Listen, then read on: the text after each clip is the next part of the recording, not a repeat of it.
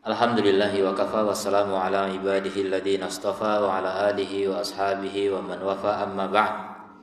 Kaum muslimin yang dirahmati Allah Subhanahu wa taala, segala puji bagi Allah yang melimpahkan pada kita taufik untuk menuntut ilmu. Semoga Allah memberikan pada kita ilmu yang bermanfaat. Kita lanjutkan kembali pembahasan di kitab Manhajul Qasid, Tahdhib Mukhtasar Minhajul Qasidin karya Syekh Muhammad Al-Quraisi rahimahullahu taala. Kita masuk dalam pembahasan Kitabul Ghururi wa Aqsamihi. Kitabul Ghururi wa Aqsamihi. Kitab tentang ketertipuan, ghurur, tertipu. Kitab tentang tipuan atau ketertipuan. Dan pembagian-pembagiannya. Jadi maksudnya tertipu oleh dunia yang menipu, termasuk juga setan. Setan itu al-ghurur, penipu. Dunia itu mata'ul ghurur, kesenangan yang menipu. Orang-orang yang tertipu maghrur namanya, orang yang tertipu maghrur. Dan kadang-kadang ghurur juga bermakna maghrur. Wa minan nasi man gharrathu ad-dunya. Di antara manusia ada yang ditipu oleh dunia, yang tertipu oleh dunia. Faqala, ada yang mengatakan an-naqdu khairun minan nasi'ah. Cash, kontan itu lebih bagus daripada kredit tertunda. Dan mereka menganggap dunia itu cash, akhirat itu tertunda. Jadi yang cash lebih bagus daripada yang tertunda. Wa hadza mahallu talbis. Inilah tempat talbis dari iblis ya. Penyamaran atau samaran yang dibuat oleh setan. Jadi dengan ungkapan ini seorang jadi tertipu, dia dikiranya betul pernyataan ini ya, bahwasanya cash itu lebih bagus daripada tertunda. Jadi kesenangan dunia jauh lebih utama daripada kesenangan yang masih belum pasti, masih nanti ya. Dan apalagi ya, masih banyak sekali orang-orang yang meragukan adanya kebangkitan. Maka iman mereka hanya sebatas dunia, agama mereka hanya sebatas materi ya. Jadi mereka iman kepada materi, enggak beriman kepada akhirat. Itulah orang-orang yang tertipu oleh dunia. Faina naqda la yakunu khairan minan nasi'ah. Sebenarnya kontan, cash itu tidak selamanya lebih bagus daripada kredit. Karena apa? Karena tidak seimbang.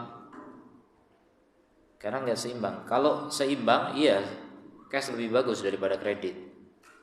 Bagi orang yang menjual ya, dibeli secara cash lebih bagus daripada dibeli secara kredit kalau sama nilainya. Tapi kalau tidak sama, ya nggak bisa dikatakan bahwasanya cash lebih bagus. Misalnya jadi perbandingan ringan. Kalau dibeli cash misalnya 100 juta, tapi dengan cara kredit harganya menjadi 100 miliar. Jelas nggak sebanding itu. Tentu setiap penjual akan milih yang 100 miliar walaupun kreditnya berapa? 1 bulan. Ya cuma 1 bulan. Ditunda 1 bulan, ya jelas mau yang 100 miliar ya. Ini contoh ya. Jadi nggak sebanding, itu cash dengan kreditnya nggak sama nilainya. Dan kalau dunia dengan akhirat jelas nggak sama sekali. Nggak bisa dibandingkan, mendekati aja tidak. Maka hanya kedunguan dan kebodohan saja yang kemudian orang memilih dunia daripada akhirat.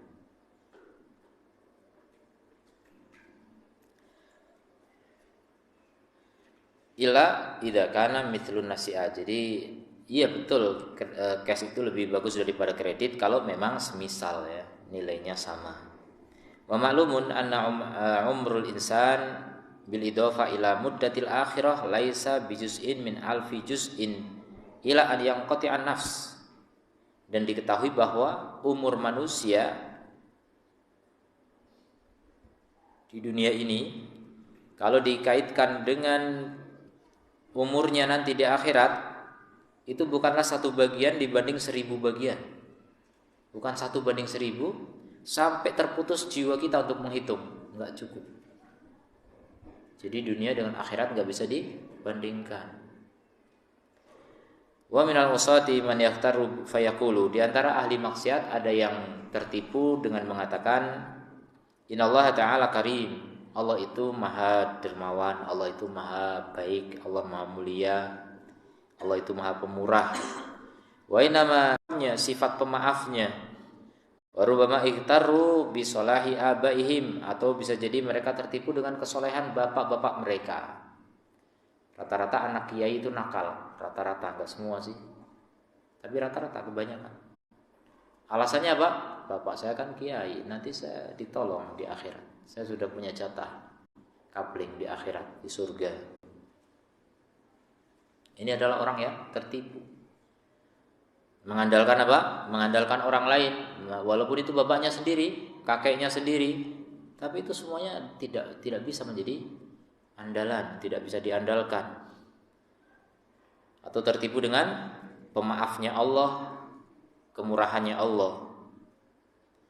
Waqad qala ulama telah berkata, man raja syai'an talabah, siapa yang berharap sesuatu dia pasti akan menuntutnya. Seperti pertemuan yang lalu saya sampaikan, siapa yang punya harapan dia mesti akan berdoa. Siapa yang harapannya kuat, doanya pasti akan banyak. Kalau doanya sedikit, tanda harapannya kecil. Ya, tanda harapannya kecil.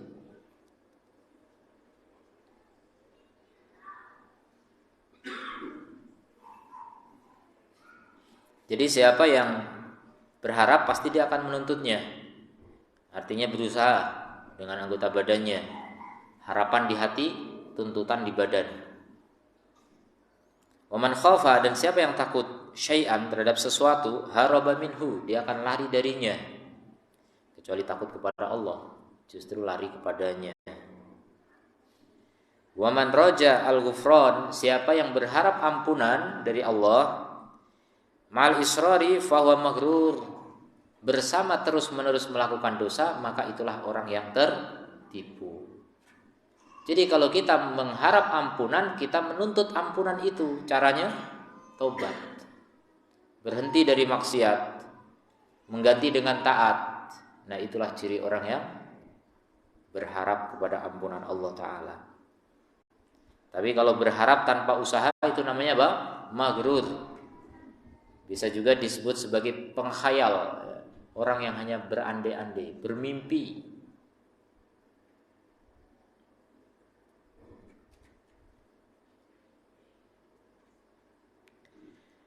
Waliya'lam anna Allah Ta'ala ma'asi'ati rahmatihi, dan hendaknya diketahui bahwa Allah bersama dengan luasnya rahmatnya dan syadidil iqabi,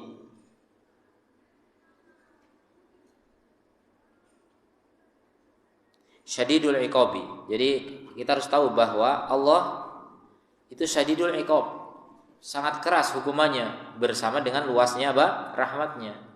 Jadi luasnya rahmat Allah itu enggak sendirian, bersama apa? Kerasnya adab.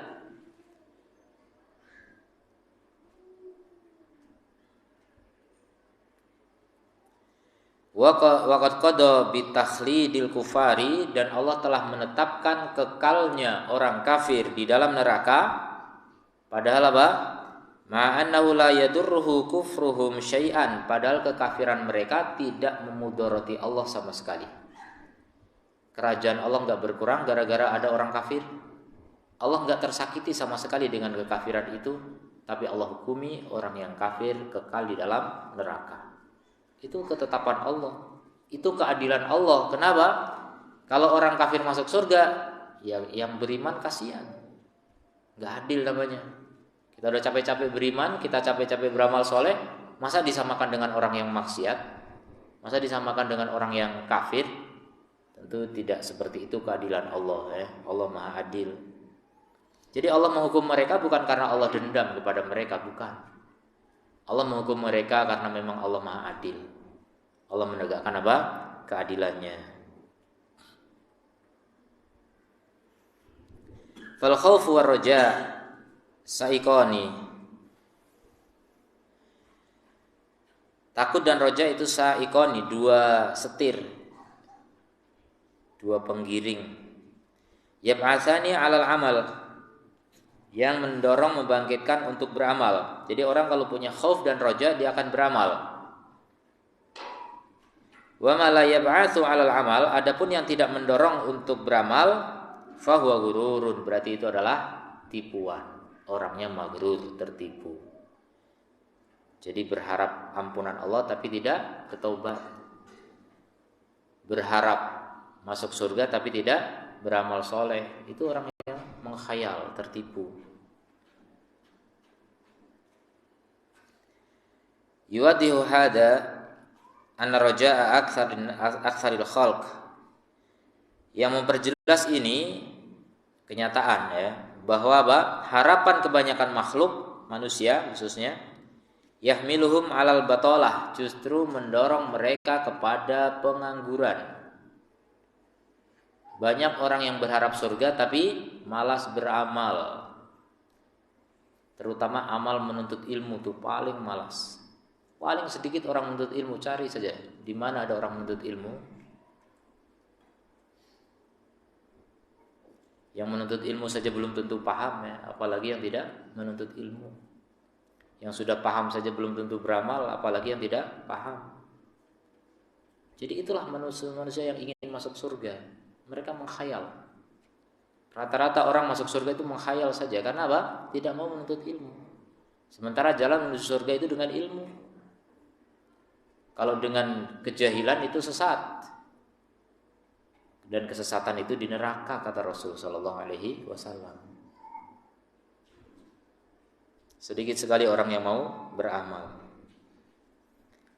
Kebanyakan manusia, ini aktsarul khalqi, kebanyakan manusia dengan harapannya justru membawanya kepada batalah, pengangguran, malas beramal, cuma berharap saja. Allah Maha Pemurah, Allah Maha Pengampun, Allah Maha Pemaaf, Allah Maha Penyayang. Santai aja, enggak usah terlalu aneh-aneh. Beragama itu jangan yang aneh-aneh gitu. Beragama yang biasa-biasa saja. Jadi mereka menuduh agama Nabi itu enggak biasa ya. Mereka menuduh agama sahabat itu aneh. Dan itu tanpa sadar telah melecehkan Rasulullah sallallahu alaihi wasallam.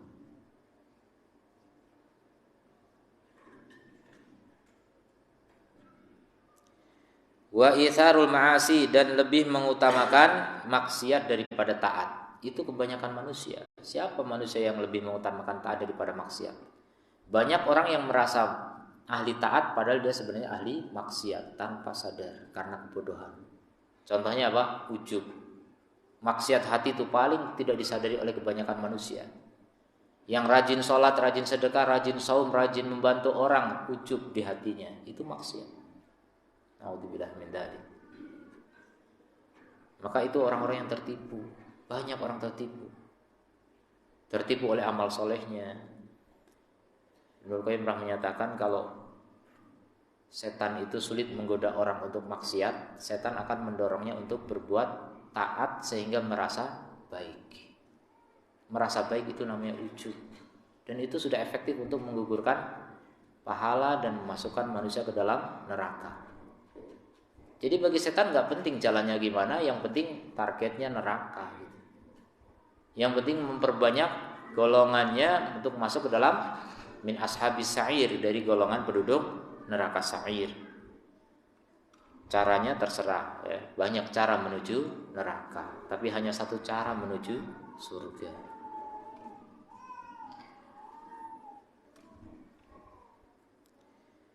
Wal ajabu, dan yang ajaib, ana ahlal qarn al awal, bahwa orang generasi awal dulu, para sahabat salafus saleh, mereka khafu wa amilu. Mereka adalah orang-orang yang takut dan mereka orang-orang yang rajin beramal.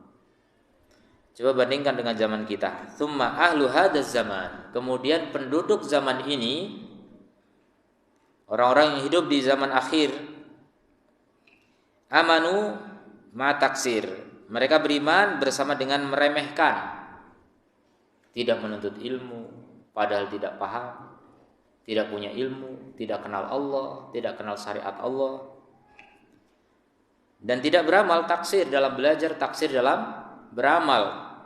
Taksir itu penuh dengan kemalasan dan kekurangan. Watma'annu, tapi mereka tenang. Ini orang sekarang. Orang dulu takut padahal beramal. Orang sekarang tenang padahal tidak beramal. Al-Hasan Al-Basri pernah mengatakan, orang beriman itu menggabungkan antara takut dengan amal. Sedangkan orang munafik menggabungkan antara aman dengan tidak beramal.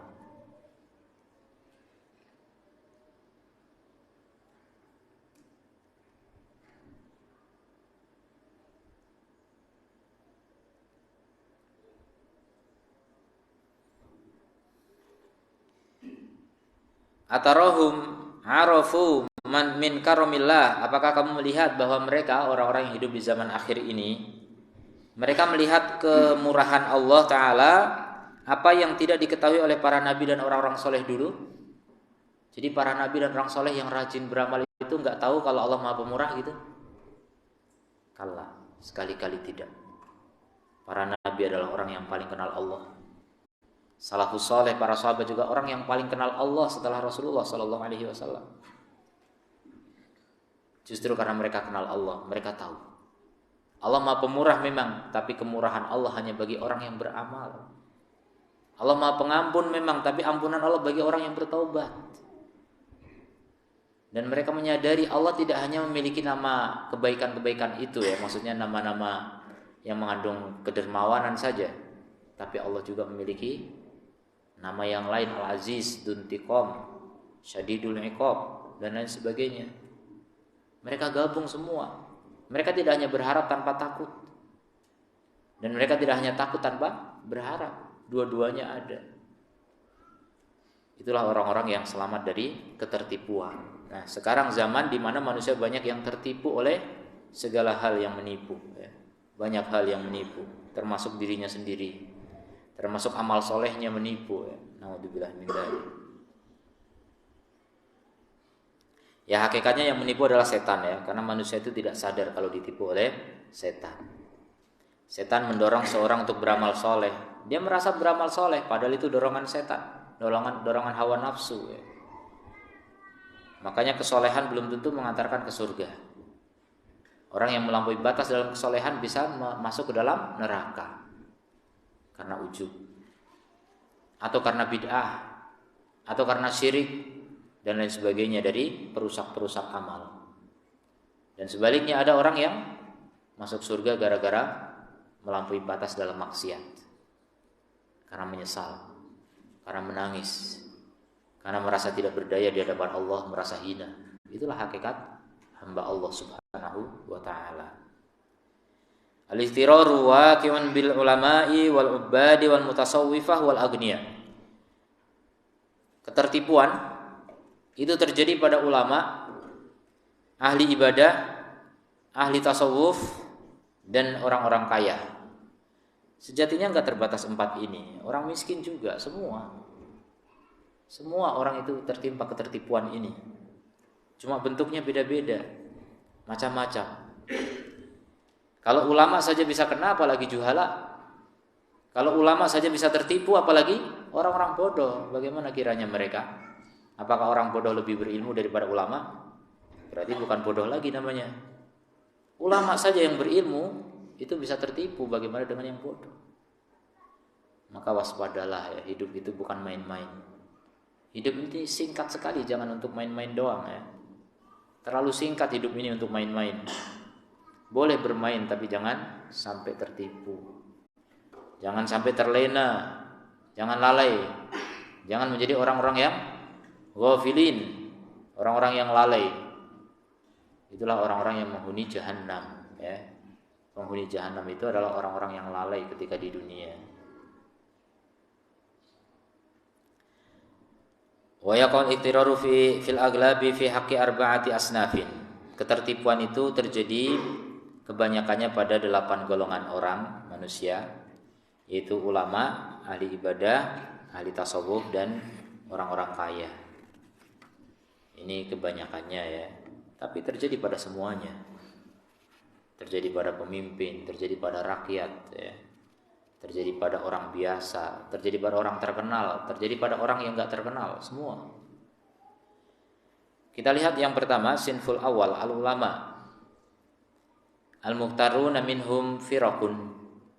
Orang-orang yang tertipu di kalangan ulama ini berbagai firqah, banyak, beberapa golongan. Di antara mereka firaqun ahkamul ulum asy'ariyah wal aqliyah. Mereka orang yang memiliki kekokohan ilmu, mengokohkan ilmu-ilmu syariah dan akliyah. Ini kalau digandengkan antara syariah dan akliyah, mungkin akliyah ini ilmu dunia ya, wallahu a'lam. Jadi ilmu syariah dengan ilmu dunianya dia kuasai. Dia orang yang mumpuni dalam hal itu. Mereka ya, bukan cuma dia, banyak ini. Mereka menguasai itu. Wah malu, tapi mereka mengabaikan, melalaikan tafakkudal jawarihi wa hifdhiha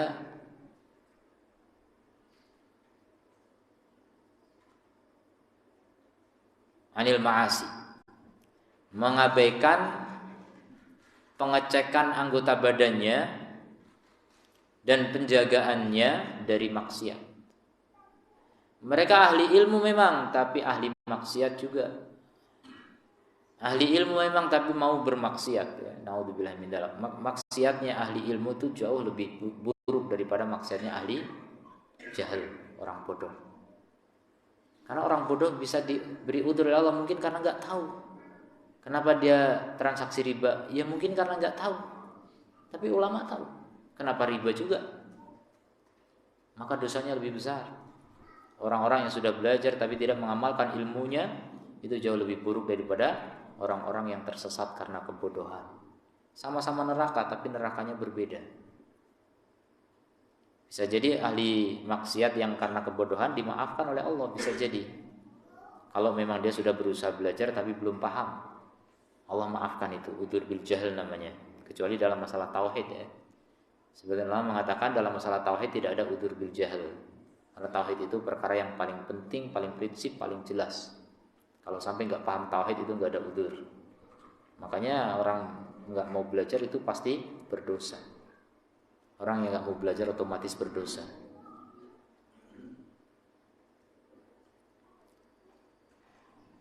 Wa ilzamuha at-ta'at, tidak memaksa anggota badannya untuk taat. Waqtaru bi'ilmihi. Kenapa? Karena mereka tertipu dengan ilmunya. Lihat. Orang belajar malah tertipu oleh ilmunya, coba. Apa tidak rugi itu? Cilaka. Orang yang begitu. Belajar malah tertipu oleh ilmunya. Dia merasa bangga dengan ilmunya, dia merasa cukup, dia merasa disayang Allah dengan dikelompokkan di golongan sebagai golongan orang-orang yang berilmu. Ketika dalam pertemuan dikumpulkan bersama jajaran para ulama, dia merasa di situ sebagai wali-wali Allah. Padahal dia bermaksiat. Padahal dia orang yang tidak taat kepada Allah. Itu ditipu oleh ilmunya. Naudzubillah min dzalik. Wa dhannu annahum minallahi bimakan. Mereka menyangka bahwasanya mereka itu memiliki kedudukan dari Allah Ta'ala, punya kedudukan khusus. Walau nadhara haula'i bi'ainil basirah, seandainya mereka mau melihat dengan pandangan hati, dengan mata hati, alimu, mereka akan tahu anna ilmal muamalah, bahwa ilmu tentang interaksi ya, sesama manusia, la yuradu bihi ilal amal, tidak dimaksudkan kecuali untuk diamalkan. Orang belajar tentang masalah riba, ya harus dipraktekkan. Artinya dihindari. Walau lal amal lam yakun lahu qadrun, kalau tidak diamalkan ilmu tentang muamalah itu enggak ada nilainya. Termasuk interaksi di sini, interaksi dengan Allah, ilmu ibadah juga sama. Ilmu akidah juga kalau enggak diamalkan itu enggak ada artinya sama sekali. Semua ilmu itu tanpa amal itu apa? Tidak ada manfaatnya. Bahkan menjadi penuntut bagi pemilik ilmu itu di akhirat. Hanya kerugian ketika belajar tanpa beramal. Allah Ta'ala berfirman, qad aflaha man zakkaha, sungguh beruntung orang yang mensucikan jiwanya. Dengan apa? Ilmu dan amal. Jiwa nggak akan suci hanya dengan ilmu semata. Dan jiwa tidak akan suci dengan amal doang. Harus dengan ilmu dan amal. Dan Allah tidak berfirman, qad aflaha man ta'allama, sungguh beruntung orang yang belajar. Enggak, Allah nggak bilang begitu. Tapi Allah bilang apa? Sungguh beruntung orang yang mensucikan jiwanya. Karena dia belajar dan beramal. Kaifa yuzakkiha, bagaimana dia bisa mensucikan hatinya hanya dengan ilmu doang? Enggak bisa. Kesucian jiwa dan hati kita itu hanya dengan ilmu dan amal. Seperti Anbiya juga, mereka orang yang berilmu dan beramal. Bahkan Rasulullah diutus dengan bil huda wa dinil haq. Kata ulama, ilmu dan amal. Fa'in tala alaihi syaitan, jika setan membacakan kepadanya, lihat setan ini godaannya luar biasa ya. Ada setan yang membacakan apa? Membacakan fadailu ahli ilm, keutamaan ahli ilmu. Jadi membisikkan ke dalam hati, langsung ke dalam dada ya. Setan enggak melalui telinga, langsung ke dalam dada. Yuwaswisu fi sudurin nas. Apa yang dibacakan oleh setan? Keutamaan ahli ilmu. Coba bayangkan. Kita tuh terngiang-ngiang di diri kita, betapa mulianya ahli ilmu, betapa utamanya orang yang berilmu, sampai lupa diri kemudian tidak beramal. Itu orang yang tertipu oleh setan. Sebenarnya semuanya setan. Fala yaghurrannakum billahi al-gharur. Jangan salah. Fal yadhkur ma al-fajir. Maka hendaknya ingat dalil-dalil seputar apa? Orang yang alim tapi fajir. Alim tapi bermaksiat. Ingat itu dalil-dalil itu ada, bukti-bukti itu ada dalam Al-Quran maupun As-Sunnah. Agar tidak tertipu bahwasanya dikiranya orang alim, setiap orang alim pasti mulia. Tidak. Seperti firman Allah Ta'ala, famathaluhu kamathalil kalbi, permisalan dia seperti anjing. Coba orang yang berilmu diumpamakan dengan anjing, disamakan dengan anjing. Intahmil alaihi yalhath, kalau kamu bentak dia menjulurkan lidah, au tatruhu yalhas, dibiarkan juga menjulurkan lidah. Hina sekali anjing itu. Kemudian juga di ayat yang lain Allah mengatakan kamatsalil himari yahmilu asfara, seperti keledai yang memikul kitab-kitab yang berat. Kitab zaman dulu berat-berat. Itu memikul ilmu sebenarnya, tapi karena enggak diamalkan enggak ada manfaatnya. Ya kayak keledai itu. Bawa banyak ilmu tapi enggak ada manfaat yang dia petik. Kemudian kelompok yang lain lagi dari ulama, minhum di antara ulama, firqatun ukhra, firqah yang lain, golongan yang lain, ahkamul ilma wal amal dhahira. Mereka mengokohkan ilmu, menyempurnakan ilmu dan amal yang dhahir. Ini sudah beramal nih, lebih bagus daripada yang pertama.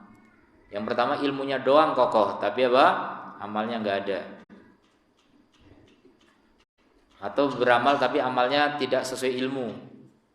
Dia tahu ini bid'ah tapi diikuti juga karena takut ditinggalkan manusia. Ya, tidak sedikit orang yang seperti itu ya, naudzubillah min dzalik, terutama di negara yang mayoritas bid'ah. Negara yang mayoritas syirik. Itu berat sekali orang bisa mengamalkan ilmu kalau sudah, apalagi sudah dia apa? Dicintai oleh ahli bid'ah, dicintai oleh ahli syirik. Susah untuk lepas dari itu. Ujiannya sangat berat. Kelompok yang lain, mereka menyempurnakan ilmu dan juga apa? Amal, tapi amal dohir. Ini masih kurang. Amal batinnya kurang. Walam yatafaqqadu qulubahum, mereka tidak mengecek hati mereka. Tidak meneliti hati mereka, tidak mengoreksi hati mereka. Liyamhu minha as-sifat al-madmuma, agar mereka bisa menghapuskan dari hati-hati mereka itu sifat-sifat yang tercela. Mereka enggak konsen ke situ. Konsentrasinya hanya ilmu fikih.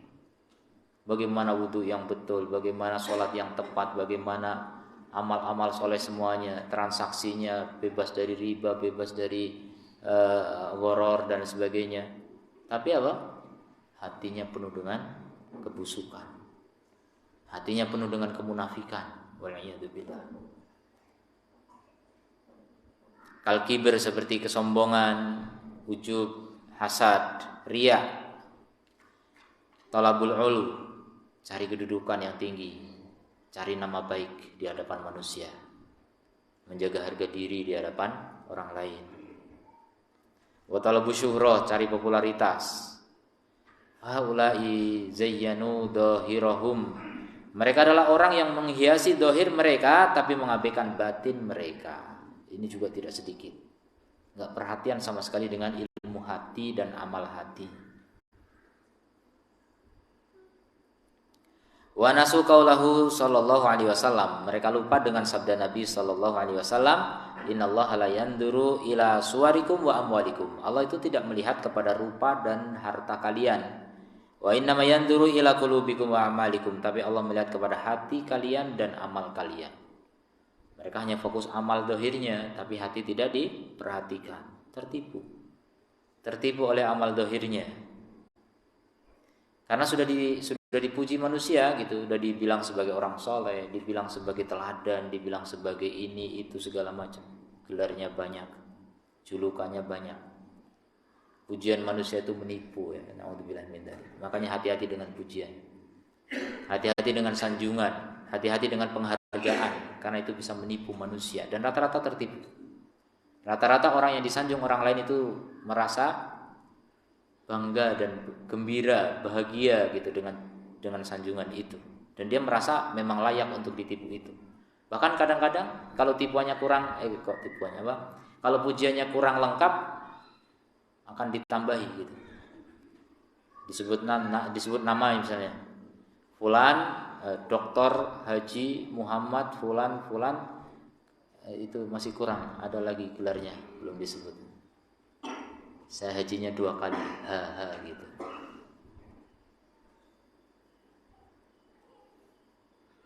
Tertipu oleh pujian, bangga dengan pujian. Sementara kalau ulama sejati justru benci dengan pujian. Syekh Utsaimin misalnya rahimahullah, beliau pernah di suatu majelis marah karena dipuji-puji. Gak suka dipuji. Beda banget dengan ulama Indonesia ya. Ya Indonesia banyak yang diulamakan. Banyak tokoh lah di Indonesia, bukan ulama sebenarnya, tapi diulama-ulamakan. Itu kalau menyebutkan ketika acara apa gitu disebutkan gelarnya macam-macam, sanjungannya itu. Fulan yang begini. Itu kalau di ulama sejati marah itu disebut begitu. Itu bedanya di situ, contoh perbedaan orang yang tertipu oleh pujian dengan orang yang tidak tertipu oleh pujian. Hati-hati dengan pujian.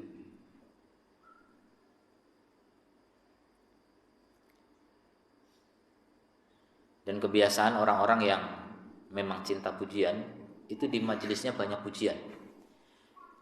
Antum kalau membandingkan bisa, saya membandingkan itu ya. Dulu zaman kita belum kenal pengajian sunnah, kita kan biasa bermajelis dengan orang-orang itulah gitu. Di majelis mereka tuh penuh dengan pujian. Kalau nyebut fulan itu dipuji-puji. Nanti gantian. Kalau orang itu yang ngomong, muji yang satu lagi terus. Tapi begitu kenal sunnah nggak ada. Saya nggak menemui itu. Kalaupun ada ya hanya secuil gitu, terpleset lidah mungkin. Itu contoh saja. Hanya soal itu aja udah beda gitu. Belum lagi ilmu-ilmu yang lain gitu. Penerapan ilmu itu beda. Orang-orang itu banyak yang suka menyanjung. Dan orang kalau sudah betul-betul memahami bahayanya pujian, itu benci dengan pujian, gak suka dipuji. Karena pujian itu rata-rata mencelakakan. Dan Nabi melarang ya, ketika ada orang memuji saudaranya di hadapan Nabi, kata Nabi apa? Faqad dabah tahu bighairi sikin. Kamu sudah menyembelih dia tanpa pisau. Kemudian juga ada orang bertanya, Rasul, kalau ada orang memujiku gimana? Ambil pasir, siram ke mukanya. Orang yang suka memuji gitu, balasannya disiram pasir. Karena menipu gitu. Dan pujian itu rata-rata menipu. Pujian itu rata-rata basa-basi. Dan pujian itu rata-rata menjilat. Ada maunya, ada udang di balik batu dalam pujian. Tapi kalau celaan itu banyak yang jujur ya. Orang yang sehat hatinya lebih suka dicela daripada dipuji. Orang yang sakit hatinya menunggu-nunggu pujian. Kalau nggak dipuji sakit hati lagi, makin sakit hatinya. Naudzubillah min dzalik. Kemudian wa nasu qauluhu sallallahu alaihi wasallam fata'ahadu al-a'mal, maka mereka hanya menjaga amal-amal, walam yata'ahadul qulub, tapi mereka tidak menjaga hati-hati mereka. Wal qalbu wal asl, padahal hati itulah pokok, pondasi. Idla yanju illa man atallaha biqalbin salim, karena tidak ada yang selamat kecuali orang yang datang menghadap Allah dengan hati yang selamat. Bukan dengan yang badan sehat, bukan.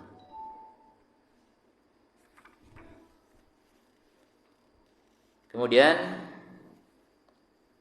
wa qad rawaina an Umar bin Khattab, kami telah meriwayatkan dari Umar bin Khattab radhiyallahu anhu, bahwasanya beliau ketika datang ke Syam dan kemudian bertemu dengan makhodoh, ini genangan air gitu. Fanazala an ba'irihi, beliau pun turun dari ontanya. Ini seorang khalifah. Wa nazaa khufaihi, mencabut sepatunya, khufnya.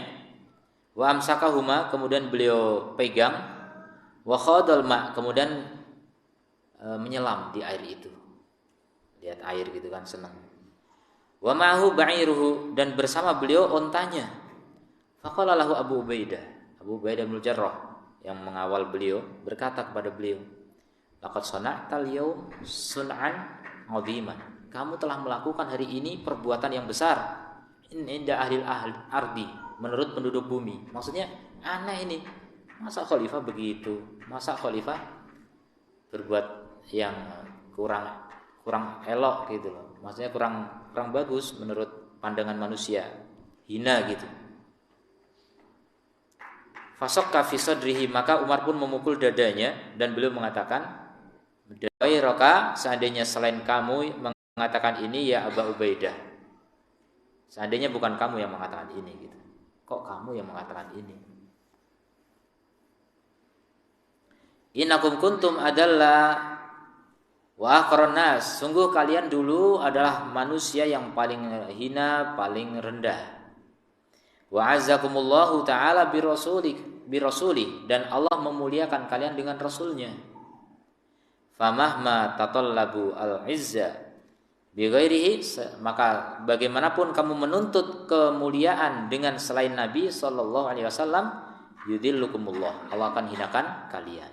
Itu perkataan Umar bin Khattab. Jadi jangan merasa hina hanya nyebur di kolam gitu. Karena hina dan mulia itu bukan dengan itu. Hina dan mulia itu dengan apa? Sunnah Rasul. Siapa yang mengikuti sunnah itu mulia, walaupun mungkin dia basah bajunya, mungkin melepas khufnya, mungkin turun dari ontanya. Itu tindakan yang tidak etis bagi pejabat besar gitu, pejabat negara, presiden apalagi. Tapi hina dan mulia bukan diukur dengan itu, diukur dengan Islam. Dalam riwayat yang lain Umar mengatakan, nahnu qaumun azanallahu bil Islam, kita adalah kaum yang Allah muliakan kita dengan Islam. Faman ibtaghal izzata min ghairihi adalahu Allah. Siapa yang mencari kemuliaan dari selain Islam, maka Allah akan hinakan dia. Jadi jangan takut hina hanya karena melakukan hal-hal yang menurut manusia tidak etis. Selama itu tidak melanggar hukum Allah, tidak masalah. Wa innamal ilmu al-muhim, ilmu yang penting hanyalah ma'rifatus suluki thariq, mengenal bagaimana cara menempuh jalan menuju Allah Subhanahu wa taala. Wa qat'u aqabatil qalbi, dan memutus segala kotoran hati, allati hiya min sifati madmumah, yang dia merupakan sifat-sifat yang tercela. Fayal hijab bainal abdi wa bainallahi taala, karena itulah penghalang antara hamba dengan Allah. Orang mau berjalan menuju Allah tapi hatinya kotor, tidak akan pernah sampai kepada Allah Subhanahu wa taala. Kemudian firqah yang ketiga, ini firqah ulama juga ya. Istaghalu bil wa'd, ulama yang sibuk dengan nasihat, penceramah, penasehat, guru, kiai. Jadi ngajar di mana-mana. Wa lahum rutbatan min man yatakallamu fi akhlaqi nafsi. Yang paling tinggi di antara mereka kedudukannya adalah orang yang berbicara tentang akhlak jiwa dan sifat-sifat hati berupa takut, harapan, sabar, syukur, tawakal, zuhud, yakin, ikhlas dan lain sebagainya. Jadi kalau yang kedua tadi kan nggak peduli dengan hati, yang ini udah peduli dengan hati nih, tapi masih tertipu. Tertipu apa? Wahum yadunnuna annahum idza takallamu bihadis sifat. Mereka menyangka kalau bahwasanya jika mereka sudah berbicara tentang sifat-sifat itu, sudah menyampaikan, sudah mengajar, kemudian merasa sudah menjadi ahlinya. Itu masalahnya. Kalau sudah berbicara tentang masalah ikhlas, itu merasa saya termasuk yang di dalam itu, perasaan itu, menipu. Wa hum munfakuna anha, padahal mereka itu terpisah dari sifat-sifat itu. Anahum min ahliha, merasa sebagai ahli dari sifat-sifat mulia itu.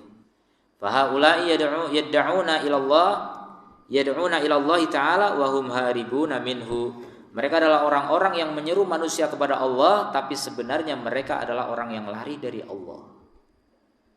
Fahum a'damun nasi hurratan, maka merekalah manusia yang paling besar ketertipuannya. Justru nomor 3 ini, yang paling dekat dengan kebenaran itu yang paling besar ketertipuannya. Ya, ulama pertama nggak beramal sama sekali, ya, maksiat malah. Ulama kedua beramal dohirnya doang, batinnya enggak.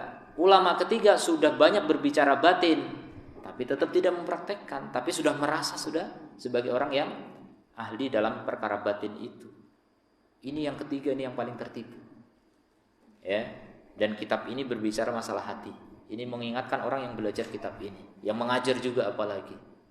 Jangan kemudian merasa kalau sudah mengajar sudah ahli, kalau ditanya teorinya sudah bisa jawab semuanya, kemudian berarti secara prakteknya juga otomatis begitu. Tidak. Beda antara ilmu dan praktek. Beda antara teori dengan praktek. Ahli teori belum tentu ahli praktek. Dan yang dituntut adalah praktek, bukan teori. Maka jadilah ahli ilmu yang sejati adalah ulama Rabbani, ya, ulama yang menyandarkan diri kepada Rabb, yang betul-betul mencari ridha Allah dengan mengamalkan ilmu yang dia ketahui. Itulah orang yang selamat, dan itu sangat sedikit, ya, terutama di akhir zaman seperti sekarang. Kebanyakan orang belajar hanya mencari gelar. Kebanyakan kalau sudah dapat gelar kemudian dibanggakan. Kebanyakan orang belajar hanya ingin apa? Mendapatkan mansib, ya, kedudukan, jabatan. Ya, kalau orang dulu diangkat menjadi qadhi malah membantah. Saya belajar bukan untuk menjadi qadhi, tapi saya belajar untuk berkumpul dengan para nabi. Akhirat. Mereka adalah orang-orang yang belajar untuk akhirat. Mereka beramal untuk akhirat. Tapi kebanyakan manusia hari ini belajar beramal untuk dunia, kecuali yang diselamatkan oleh Allah, dan sangat sedikit mereka. Wa qalilun mahum. Mudah-mudahan kita termasuk yang sedikit itu.